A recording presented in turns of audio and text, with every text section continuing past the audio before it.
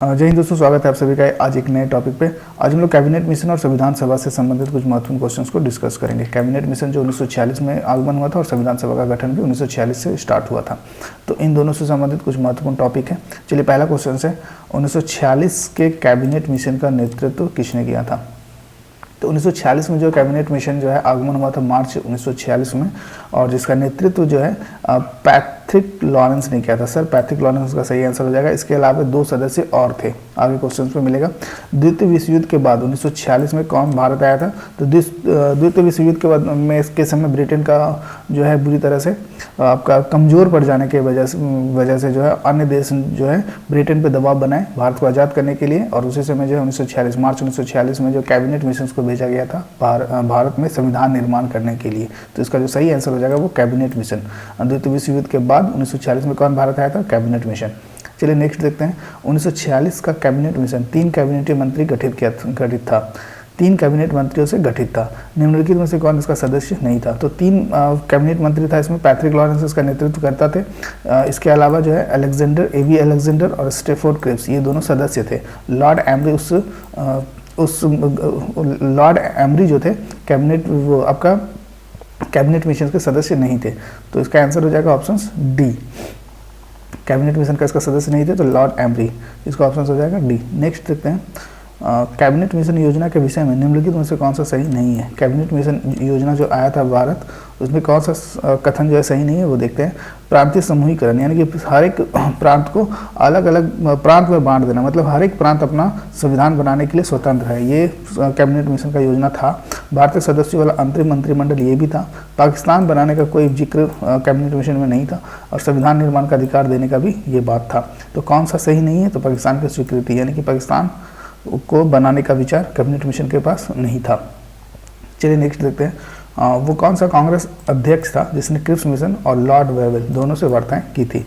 तो Lord Wavell जो आपका भारत के वायसराय थे उस समय 1944 से 1947 तक लॉर्ड वेवल भारत के वायसराय थे, और क्रिप्स मिशन का आगमन 1942 में हुआ था। और उस समय कांग्रेस का अध्यक्ष कौन था, तो बहुत बार डिस्कस कर चुके हैं कि 1940 से 1946 तक लगातार अब्दुल कलाम आज़ाद कांग्रेस के अध्यक्ष थे, जिन्होंने वार्ता किए थे। क्रिप्स मिशन और लॉर्ड वेवल दोनों से वार्ता किए थे। तो इसका सही आंसर हो जाएगा ऑप्शन ए। चलिए नेक्स्ट है। कांग्रेस के निम्नलिखित नेताओं में से कौन एक कैबिनेट मिशन योजना के पक्ष में पूरी तरह से थे। तो कैबिनेट मिशन का जो भी योजना था जिसमें पाकिस्तान की अस्वीकृति का था ही, उसके अलावा जो है प्रांतों को अपना संविधान बनाने का अधिकार दिया गया था, और एक भारत का संविधान होगा जिसमें जो भी प्रांत शामिल होना चाहें वो स्वेच्छा से शामिल हो सकते थे। और इस प्रकार का कुछ योजना था कैबिनेट मिशन का, जिसमें गांधी जी जो थे पूरी तरह से सहमत थे। बाकी जो कांग्रेसी नेता और थे वो सहमत नहीं थे। उनका और कांग्रेसी नेता का कहना था कि ये जो है इस योजना से भारत का बहुत सारे टुकड़ा हो जाएगा और अलग अलग प्रांत बन जाएगा। तो महात्मा गांधी इस योजना से पूरी तरह सहमत थे। इसका आंसर हो जाएगा ए। चलिए नेक्स्ट है। संविधान सभा जिसने भारतीय संविधान का निर्माण किया का गठन किया गया था। तो अभी जस्ट हम लोग जान रहे हैं कि कैबिनेट मिशन के अंतर्गत जो है संविधान सभा का गठन किया गया था। कैबिनेट मिशन मार्च 1946 में है, और उसी के तहत जो है दिसंबर 1946 से आपका संविधान सभा का निर्माण स्टार्ट हो गया था। तो ये कैबिनेट मिशन प्लान के अंतर्गत आपका ऑप्शन हो जाएगा। नेक्स्ट है। स्वतंत्र भारत के लिए संविधान की रचना है तो संविधान सभा का विचार निम्न में सर्वप्रथम प्रस्तुत किया था। संविधान बनाने का विचार सबसे पहले किसने प्रस्तुत किया था। तो इसमें देखिए ऑप्शन क्या है। स्वराज पार्टी ने, कांग्रेस पार्टी ने 1936 में, मुस्लिम लीग ने 1942 में, और सर्वदल सम्मेलन ने 1946 में। तो संविधान बनाने का जो सबसे पहला विचार जो दिया था स्वराज पार्टी ने 1924 में दिया था। 1924 में स्वराज पार्टी ने 1924 में संविधान बनाने का सबसे पहले विचार दिया था। लेकिन चूंकि इसमें ऑप्शंस नहीं है तो उसके बाद जो है इस विचार को प्रस्तुत किया था, और कांग्रेस के फैजपुर अधिवेशन 1936 में इस विचार का अनुमोदन हुआ था। तो इस ऑप्शंस के तहत जो है कांग्रेस पार्टी 1936 सही हो जाएगा। अगर यहाँ पे स्वराज पार्टी 1924 रहता तो 1924 सही होता। चलिए नेक्स्ट देखते हैं।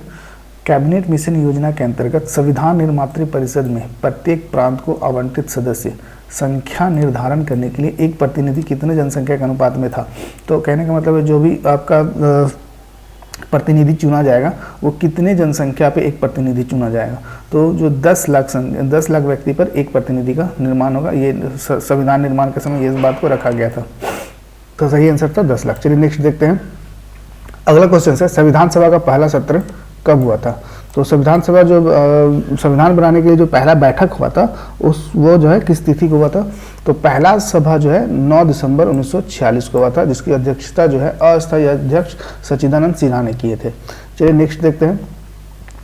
भारत के लिए संविधान सभा के रचना हेतु संविधान सभा का विचार निम्नलिखित में से सर्वप्रथम किस पार्टी ने प्रस्तुत किया था? तो संविधान बनाने के लिए सबसे पहला विचार जो है उस ऊपर डिस्कस कर चुके हैं, स्वराज पार्टी ने 1924 में प्रस्तुत किया था। तो इसका जो सही आंसर हो जाएगा स्वराज पार्टी 1924। चलिए अगला क्वेश्चन देखते हैं। किसने 1939 में यह घोषणा की थी कि सांप्रदायिक एवं अन्य समस्याओं के न्यायसंगत समाधान का एकमात्र तरीका संविधान सभा ही है? तो 1939 में यह घोषणा किसने किया था कि संविधान सभा ही जो है हिंदू मुस्लिम का जो झगड़ा जो हो रहा था उसको शांत करने के लिए, न्यायसंगत समाधान के लिए संविधान ही एक मात्र उपाय है? तो ये महात्मा गांधी ने कहे थे 1939 में। इसका सही आंसर हो जाएगा महात्मा गांधी। चलिए अगला देखते हैं। कैबिनेट मिशन योजना के तहत संविधान सभा में कुल कितने सदस्य होने थे? तो कैबिनेट मिशन जो 1946 में आए थे उसके तहत जो है संविधान सभा में कुल ऑप्शन देख लीजिए 429, 505, 409 या 389। तो कैबिनेट मिशन योजना के तहत जो है 389 सदस्य होने थे उस संविधान सभा में। अगला क्वेश्चन है संविधान सभा के गठन के संबंध में निम्न कथनों पर विचार कीजिए। प्रतिनिधि 4 घटक हिंदू, मुस्लिम, सिख एवं ईसाई में से चुने जाते थे। जो आपका 389 जो प्रतिनिधि था वो 4 समुदाय हैं, हिंदू, मुस्लिम, सिख और ईसाई से चुने जाते थे। दूसरा कथन क्या है? संघीय संविधान समिति के अध्यक्ष सरदार वल्लभ भाई पटेल थे। तीसरा क्या है? संविधान सभा के कुल सदस्यों की संख्या 389 थी। उसके बाद चौथा क्या है? बी आर अम्बेडकर की अध्यक्षता में प्रारूप समिति 8 सदस्यों से मिलकर बनी थी। तो इसमें से बताना कि कौन सा सही है।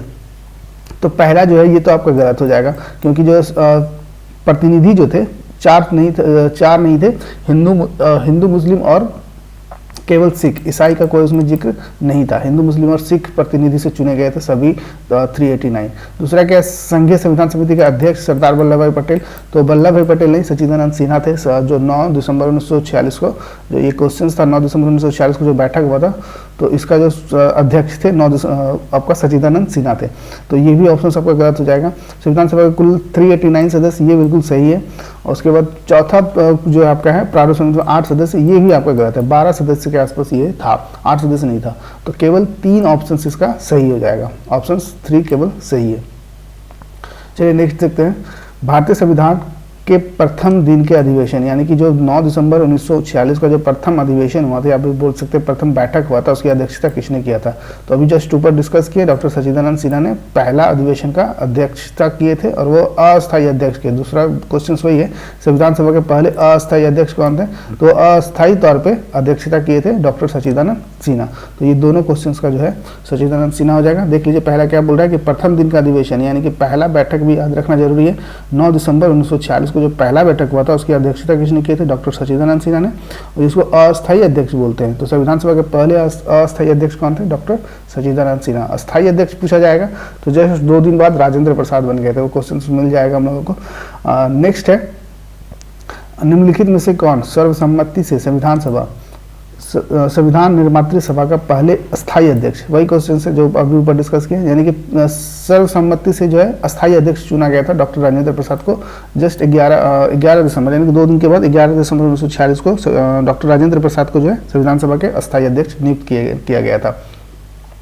तो इसका सही आंसर हो जाएगा डॉक्टर राजेंद्र प्रसाद। चलिए अगला देखते हैं। डॉक्टर राजेंद्र प्रसाद को संविधान सभा का अस्थायी अध्यक्ष कब चुना गया था? अभी जस्ट ऊपर डिस्कस किए 11 दिसंबर 1946 को। अगला क्वेश्चन है, भारतीय संविधान के निर्माण के समय संविधान सभा का संवैधानिक सलाहकार कौन थे? किसे नियुक्त किया गया था संवैधानिक सलाहकार? तो BN राव को, डॉक्टर BN राव को संवैधानिक सलाहकार नियुक्त किया गया था। इसका ऑप्शन हो जाएगा C। अगला क्वेश्चन देखते हैं। निम्नलिखित में से कौन संविधान सभा का एक गैर कांग्रेसी सदस्य था? गैर कांग्रेसी सदस्य बताना है कि कौन था। जैसे कि कांग्रेस में शामिल था और ये जो है कोई एक सदस्य कांग्रेस में शामिल नहीं थे। देख लेते हैं। पहला ऑप्शन है JV Kripalani, BR Ambedkar, KM Munshi और टी कृष्णाचार्य। तो याद रखिएगा BR अम्बेडकर जो है कांग्रेस के सदस्य नहीं थे। BR अम्बेडकर कांग्रेस में कभी भी शामिल नहीं हुए थे। इसका सही आंसर हो जाएगा डॉक्टर BR अम्बेडकर, जो गैर कांग्रेसी सदस्य थे।